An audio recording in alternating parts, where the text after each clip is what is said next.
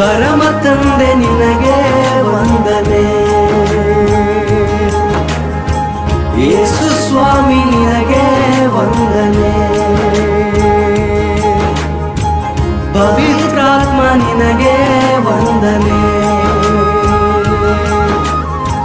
ತ್ರಿಯೇಕನೇ ನಿನಗೆ ವಂದನೆ. Praise the lord. ದೇವರ ಪರಿಶುದ್ಧವಾದ ನಾಮಕ್ಕೆ ಮಹಿಮೆ ಉಂಟಾಗಲಿ. ಕರ್ತನಲ್ಲಿ ತಮ್ಮೆಲ್ಲರಿಗೂ ನಾನು ವಂದನೆಗಳನ್ನು ಸಲ್ಲಿಸುವನಾಗಿದ್ದೇನೆ. ಈ ವೇಳೆಯಲ್ಲಿ ಒಂದು ಚಿಕ್ಕ ಸಂದೇಶವನ್ನು ಧ್ಯಾನ ಮಾಡೋಣ. ಸಂದೇಶದ ಶೀರ್ಷಿಕೆ ಹೀಗಿದೆ: ದೇವರ ಮಾರ್ಗ ಮತ್ತು ಆಲೋಚನೆ ನಮಗೆ ಸಿಕ್ಕಬೇಕಾದ್ರೆ ನಾವು ಏನು ಮಾಡಬೇಕೆಂಬುದಾಗಿ ಈ ಸಂದೇಶದ ಮೂಲಕ ನಾವು ಧ್ಯಾನ ಮಾಡೋಣ. ಈ ಒಂದು ಸಂದೇಶದ ಧ್ಯಾನಕ್ಕಾಗಿ ಕೀರ್ತನೆಗಳ ಪುಸ್ತಕ 32ನೇ ಅಧ್ಯಾಯ ಅದರ 8ನೇ ವಚನವನ್ನು ನಾವು ಓದಿಕೊಳ್ಳೋಣ. ಯೆಹೋವನು ನಿನ್ನನ್ನು ಉಪದೇಶಿಸಿ ನಡೆಯಬೇಕಾದ ಮಾರ್ಗವನ್ನು ತಿಳಿಸುವೆನು, ನಿನ್ನನ್ನು ಕಟಾಕ್ಷಿಸಿ ಆಲೋಚನೆ ಹೇಳುವೆನು ಅನ್ನುತ್ತಾನಲ್ಲ. ಆಮೇನ್. ದೇವರ ನಾಮಕ್ಕೆ ಸ್ತೋತ್ರವಾಗಲಿ. ಈ ವಾಕ್ಯವನ್ನು ತಾವು ಅನೇಕ ಬಾರಿ ಧ್ಯಾನ ಮಾಡಿರ್ಬೋದು. ದೇವರಿಗೆ ಸ್ತೋತ್ರವಾಗಲಿ. ಇಲ್ಲಿ ಕರ್ತನಾದ ದೇವರು ನಮ್ಮನ್ನು ಉಪದೇಶಿಸಿ ತನ್ನ ಮಾರ್ಗವನ್ನು ತಿಳಿಸಬೇಕಾದ್ರೆ, ನಮ್ಮನ್ನು ಆಶೀರ್ವದಿಸಿ ತನ್ನ ಆಲೋಚನೆ ಹೇಳಬೇಕಾದ್ರೆ ನಾವು ಮಾಡಬೇಕಾದಂತ ಕಾರ್ಯಗಳು ಏನೆಂಬುದಾಗಿ ನಾವು ನೋಡೋದಾದ್ರೆ, ಮೊದಲನೆಯದಾಗಿ ಜ್ಞಾನೋಕ್ತಿಗಳ ಪುಸ್ತಕ 3ನೇ ಅಧ್ಯಾಯ 5ನೇ ವಚನವನ್ನು ಓದಿಕೊಳ್ಳೋಣ. ಇಲ್ಲಿ ದೇವರ ವಾಕ್ಯ ಈ ರೀತಿಯಾಗಿ ಹೇಳೋದನ್ನು ನಾವು ನೋಡ್ತೇವೆ. ಸ್ವಬುದ್ಧಿಯನ್ನೇ ಆಧಾರ ಮಾಡಿಕೊಳ್ಳದೆ ಪೂರ್ಣ ಮನಸ್ಸಿನಿಂದ ಯೆಹೋವನಲ್ಲಿ ಭರವಸೆ ಬಿಡು. ಆಮೇನ್. ಮೊದಲನೇದಾಗಿ ನಾವು ನಮ್ಮ ಸ್ವಂತ ಬುದ್ಧಿಯನ್ನು, ಮಾನಸಿಕವಾದ ಲೌಕಿಕವಾದ ಒಂದು ಆಲೋಚನೆಯನ್ನು ಅನುಸರಿಸದೆ ನಾವೇನ್ ಮಾಡ್ಬೇಕು? ದೇವರಲ್ಲಿ ಪೂರ್ಣ ಮನಸ್ಸಿನಿಂದ ಭರವಸೆ ಉಳ್ಳವರಾಗಬೇಕು. ಅಂದ್ರೆ ದೇವರನ್ನು ಆತುಕೊಳ್ಳಬೇಕು ಎಂಬುದಾಗಿ ಈ ವಚನದಲ್ಲಿ ನಾವು ನೋಡ್ತೀವಿ. ಯಾಕಂತ ಹೇಳಿದ್ರೆ, ಮನುಷ್ಯನ ಒಂದು ಬುದ್ಧಿ, ಸ್ವಬುದ್ಧಿ ಏನಿದೆ, ಲೌಕಿಕವಾದ ಮಾನಸಿಕವಾದ ಬುದ್ಧಿ ಏನಿದೆ, ಅದು ತಾತ್ಕಾಲಿಕ ಮತ್ತು ಕ್ಷಣಿಕವಾದದ್ದು.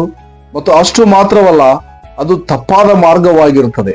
ದೇವರು ಬಯಸುವಂತ ಬಯಕೆ ಏನೆಂಬುದಾಗಿ ನೋಡೋದಾದ್ರೆ, ನಾನು ಸೃಷ್ಟಿಸಿದ ನನ್ನ ಮಕ್ಕಳು ನನ್ನ ಆಲೋಚನೆಯನ್ನೇ, ನನ್ನ ವಾಕ್ಯವನ್ನೇ, ನನ್ನ ಮಾತುಗಳನ್ನೇ ಆಧಾರವಾಗಿಟ್ಟುಕೊಂಡು ಅವರು ಜೀವಿಸಬೇಕು. ಯಾಕಂತ ಹೇಳಿದ್ರೆ ಅದರಿಂದ ಮೋಸವಾಗುವುದಿಲ್ಲ. ನಮ್ಮ ಜೀವಿತದಲ್ಲಿ ನಮ್ಮ ಸ್ವಬುದ್ಧಿ ಅಥವಾ ಲೌಕಿಕ ಮಾನಸಿಕವಾದ ಬುದ್ಧಿ ಅದು ನಮ್ಮನ್ನು ಮೋಸಗೊಳಿಸುವಂತದ್ದಾಗಿದೆ. ತಪ್ಪಾದ ಮಾರ್ಗಕ್ಕೆ, ಕತ್ತಲೆಯ ಮಾರ್ಗಕ್ಕೆ, ಅಂಧಕಾರದ ಮಾರ್ಗಕ್ಕೆ, ನರಕದ ಮಾರ್ಗಕ್ಕೆ ನಡೆಸುವಂತದ್ದಾಗಿದೆ.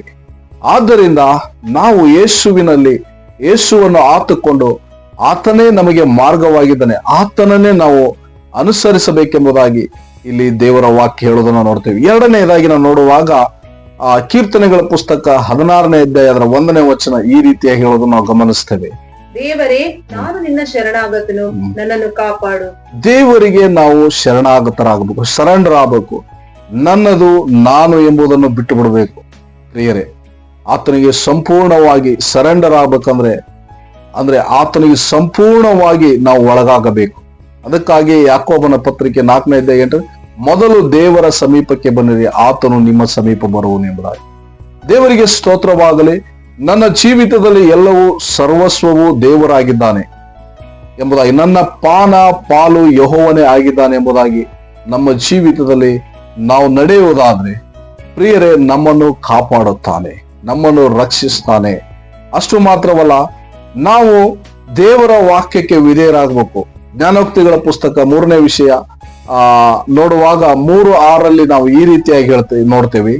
ನಿನ್ನ ಎಲ್ಲಾ ನಡವಳಿಯಲ್ಲಿ ಆತನ ಚಿತ್ತಕ್ಕೆ ವಿಧೇಯನಾಗಿರು, ಆತನೇ ನಿನ್ನ ಮಾರ್ಗಗಳನ್ನು ಸರಾಗ ಮಾಡುವನು. ಆಮೇಲೆ ನಮ್ಮ ಎಲ್ಲಾ ನಡವಳಿಕೆಯಲ್ಲಿ ಆತನ ಚಿತ್ತಕ್ಕೆ ವಿಧೇಯರಾಗುವಾಗ ನಾವೇನ್ ಮಾಡ್ತೀವಿ? ನಮ್ಗೆ ಮಾರ್ಗವನ್ನು ಆತನು ಬೋಧಿಸುವಂತವನಾಗಿದ್ದಾನೆ, ತೋರಿಸುವಂತವನಾಗಿದ್ದಾನೆ. ದೇವರ ನಾಮಕ್ಕೆ ಸ್ತೋತ್ರವಾಗಲಿ. ಯಾಕಂದ್ರೆ ವಿಧೇಯತೆ, ನಾವು ದೇವರ ಮೇಲೆ ಭರವಸೆ ಉಳ್ಳವರಾಗಿದ್ದೇವೆ, ದೇವರಿಗೆ ಶರಣಾಗತರಾಗಿದ್ದೇವೆ. 3ನೇ ಕಾರ್ಯವನ್ನು ನೋಡುವಾಗ ನಾವೇನಂತ ಹೇಳಿದ್ರೆ, ದೇವರ ಮಾತುಗಳಿಗೆ ವಿಧೇಯರಾಗುವಾಗ ನಮಗೆ ಮಾರ್ಗಗಳನ್ನು ತೋರಿಸಿಕೊಡುವನಾಗಿದ್ದಾನೆ. ಆತನ ಆಜ್ಞೆಗಳನ್ನು, ಆತನ ಒಂದು ಮಾತುಗಳನ್ನು ನಾವು ಕೈಗೊಂಡು ನಡೆಯುವಾಗ ದೇವರು ನಮ್ಮನ್ನು ಮೆಚ್ಚಿ, ನಮ್ಮನ್ನು ಆಶೀರ್ವಾದ ಮಾಡಿ ನಮಗೆ ಮಾರ್ಗಗಳನ್ನು ತೋರಿಸಿಕೊಡುತ್ತಾನೆ. ನಾವು ಇನ್ನೊಂದು ವಾಕ್ಯವನ್ನು ಗಮನಿಸುವುದಾದ್ರೆ, ಕೀರ್ತನೆಗಳ ಪುಸ್ತಕ 16ನೇ ಅಧ್ಯಾಯ ಅದರ 7ನೇ ವಚನ ಈ ರೀತಿಯಾಗಿ ಹೇಳುವುದನ್ನು ನಾವು ಗಮನಿಸುತ್ತೇವೆ. ಯೆಹೋವನು ನನಗೆ ಆಲೋಚನೆಯನ್ನು ಹೇಳಿಕೊಡುತ್ತಾನೆ, ಆತನನ್ನು ಕೊಂಡಾಡುವೆನು. ರಾತ್ರಿ ಸಮಯಗಳಲ್ಲಿ ನನ್ನ ಅಂತರಾತ್ಮವು ನನ್ನನ್ನು ಬೋಧಿಸುತ್ತದೆ. ನೋಡಿ, ದೇವರ ವಾಕ್ಯ ಹೇಳ್ತದೆ, ದೇವರು ನಮಗೆ ಆಲೋಚನೆಯನ್ನು ಹೇಳಿಕೊಡುತ್ತಾನೆ. ದೇವರ ಆತ್ಮವು ರಾತ್ರಿ ಸಮಯದಲ್ಲಿ, ನಾವು ಮಲಗಿರುವ ಸಮಯದಲ್ಲಿ ದೇವರ ಆತ್ಮನು ನಮಗೆ ಬೋಧಿಸುವವನಾಗಿದ್ದಾನೆ, ನಮಗೆ ದರ್ಶನಗಳನ್ನು ಕೊಡುವವನಾಗಿದ್ದಾನೆ, ನಮಗೆ ಮಾರ್ಗವನ್ನು ತೋರಿಸುವಂತ ದೇವರಾಗಿದ್ದಾನೆ. ಅದಕ್ಕಾಗಿ ಕರ್ತನಾದ ಯೇಸು ಕ್ರಿಸ್ತರು, ನಾವು ನೋಡ್ತೀವಿ ಯೋಹಾನನ ಬರೆದ ಸುವಾರ್ತೆಯಲ್ಲಿ 12ನೇ ಅಧ್ಯಾಯ ಅದರ 49ನೇ ವಚನ ಈ ರೀತಿಯಾಗಿ ಹೇಳೋದನ್ನು ನಾವು ಗಮನಿಸುತ್ತೇವೆ. ಯಾಕಂದರೆ ನನ್ನಷ್ಟಕ್ಕೆ ನಾನೇ ಮಾತಾಡಿದವನಲ್ಲ, ನನ್ನನ್ನು ಕಳುಹಿಸಿಕೊಟ್ಟ ತಂದೆ ನೀನು ಇಂತಿಂತದನ್ನು ಹೇಳಬೇಕು, ಹೀಗೆ ಹೀಗೆ ಮಾತಾಡಬೇಕು ಎಂಬುದಾಗಿ ನನಗೆ ಆಜ್ಞೆ ಕೊಟ್ಟಿದ್ದಾನೆ. ದೇವರ ನಾಮಕ್ಕೆ ಸ್ತೋತ್ರವಾಗಲಿ. ಕರ್ತನಾದ ಯೇಸು ಕ್ರಿಸ್ತನ ಜೀವಿತದಲ್ಲಿ ನಾವು ನೋಡುವಾಗ ದೇವರಿಗೆ ಅವರು ಏನಾಗಿದ್ರು, ಸಂಪೂರ್ಣವಾಗಿ ವಿಧೇಯರಾಗಿದ್ರು, ದೇವರ ಮೇಲೆ ಭರವಸೆ ಇಟ್ಟವರಾಗಿದ್ರು, ದೇವರಿಗೆ ಸಂಪೂರ್ಣ ಶರಣಾಗತರಾಗಿದ್ದರು, ದೇವರ ಆಜ್ಞೆಗಳನ್ನು ಕೈಗೊಂಡು ನಡೆದಿದ್ದರಿಂದ ಅವರಿಗೆ ದೇವರು ಏನ್ ಮಾಡಿದ್ರು, ಇಂತಿದ್ದಂತದನ್ನು ಮಾತಾಡಬೇಕು, ಹೀಗೆ ಮಾತನಾಡಬೇಕು, ಇದೇ ಮಾರ್ಗ, ಇದರಲ್ಲಿ ನಡೆಯಬೇಕೆಂಬುದಾಗಿ ಸಂಪೂರ್ಣವಾಗಿ ದೇವರು ಆ ಕರ್ತನಾದ ಯೇಸು ಕ್ರಿಸ್ತರು ಮನುಷ್ಯ ಕುಮಾರನಾಗಿರುವಾಗ ಮತ್ತು ಆತನು ದೇವಾದಿ ದೇವನಾಗಿದ್ದರು, ಸ್ವತಃ ದೇವಪುತ್ರನಾಗಿದ್ರು ಕೂಡ, ಯಾಕೆ ಅಂದ್ರೆ ನಮಗೆ ಮಾದರಿಯನ್ನು ತೋರಿಸ್ಲಿಕ್ಕೋಸ್ಕರ, ನಾವು ಹೀಗೆ ನಡೆದುಕೊಳ್ಳಬೇಕು ಅನ್ನೋದಕ್ಕೋಸ್ಕರ ನಮಗೆ ಮಾದರಿಯನ್ನು ತೋರಿಸಿದ್ರು. ಹಾಗೆ ಯೇಸು ನಮಗೆ ತೋರಿಸಿರುವಾಗ ಇಲ್ಲಿ ನಮಗೆ ಗಮನಿಸ್ಲಿಕ್ಕೆ ಸಾಧ್ಯವಾಗ್ತದೆ ಈ ವಾಕ್ಯದಲ್ಲಿ, ದೇವರು ಅವರಿಗೆ ಇಂಥದೇ ಮಾತಾಡಬೇಕು, ಇದೇ ಮಾರ್ಗದಲ್ಲಿ ನಡೆಯಬೇಕೆಂಬುದಾಗಿ ಮಾರ್ಗವನ್ನು ಮತ್ತು ಆಲೋಚನೆಯನ್ನು ಹೇಳಿಕೊಟ್ಟಿರುವುದನ್ನು ನಾವು ಗಮನಿಸ್ಲಿಕ್ಕೆ ಸಾಧ್ಯವಾಗ್ತದೆ. ಅಷ್ಟು ಮಾತ್ರವಲ್ಲ, ದೇವರಿಗೆ ಅವರು ಮೊದಲನೇ ಸ್ಥಾನ ಕೊಟ್ಟಿದ್ರು. ಆದ್ದರಿಂದ ದೇವರು ಆತನನ್ನು ಒಬ್ಬಂಟಿಯಾಗಿ ಬಿಡಲಿಲ್ಲ ಎಂಬುದಾಗಿ ನಾವು ವಚನದಲ್ಲಿ ನಾವು ನೋಡ್ತೀವಿ. ಆದ್ದರಿಂದ ನಾವು ಈ ಒಂದು ಅಂಶಗಳನ್ನು ಗಮನಿಸುವಾಗ, ನಮ್ಮ ಜೀವಿತದಲ್ಲಿ ಅಳವಡಿಸಿಕೊಳ್ಳುವಾಗ, ಖಂಡಿತವಾಗಲೂ ದೇವರು ನಮಗೆ ಉಪದೇಶಿಸಿ ನಾವು ನಡೆಯಬೇಕಾದ ಮಾರ್ಗವನ್ನು ನಮಗೆ ತಿಳಿಯಪಡಿಸ್ತಾನೆ. ನಮ್ಮನ್ನು ಆಶೀರ್ವದಿಸಿ ತನ್ನ ಆಲೋಚನೆಯನ್ನು ಕೊಟ್ಟು ನಮ್ಮನ್ನು ನಡೆಸುವಂತ ದೇವರಾಗಿದ್ದಾನೆ. ಹೀಗೆ ಮಾಡುವಾಗ ಪ್ರಿಯರೇ, ನಮ್ಮ ಜೀವಿತದಲ್ಲಿ ತಪ್ಪಾದ ಮಾರ್ಗದಲ್ಲಿ ಹೋಗ್ಲಿಕ್ಕೆ ಆಗುವುದಿಲ್ಲ. ಒಂದು ಸುಳ್ಳಾದ ಮಾರ್ಗದಲ್ಲಿ, ಕತ್ತಲೆಯ ಮಾರ್ಗದಲ್ಲಿ, ವಂಚನೆಯ ಮಾರ್ಗದಲ್ಲಿ ನಾವು ಹೋಗ್ಲಿಕ್ಕೆ ಸಾಧ್ಯವಾಗುವುದಿಲ್ಲ. ಅಷ್ಟು ಮಾತ್ರವಲ್ಲ, ನಮ್ಮ ಜೀವಿತ ಆಶೀರ್ವದಿಸಲ್ಪಟ್ಟ ಜೀವಿತ ಮತ್ತು ಇತರರಿಗೆ ಆಶೀರ್ವಾದ ಜೀವಿತ ನಮ್ಮದಾಗಿರುತ್ತದೆ. ಆದ್ದರಿಂದ ನಮ್ಮ ಜೀವಿತದಲ್ಲಿ ಈ ಅಂಶಗಳನ್ನು ನಾವು ಮರೆಯದೆ ನಾವೇನ್ ಮಾಡೋಣ, ನಾವು ಅಳವಡಿಸಿಕೊಳ್ಳೋಣ. ದೇವರು ಈ ಸಂದೇಶದ ಮೂಲಕ ಆಶೀರ್ವಾದ ಮಾಡಲಿ.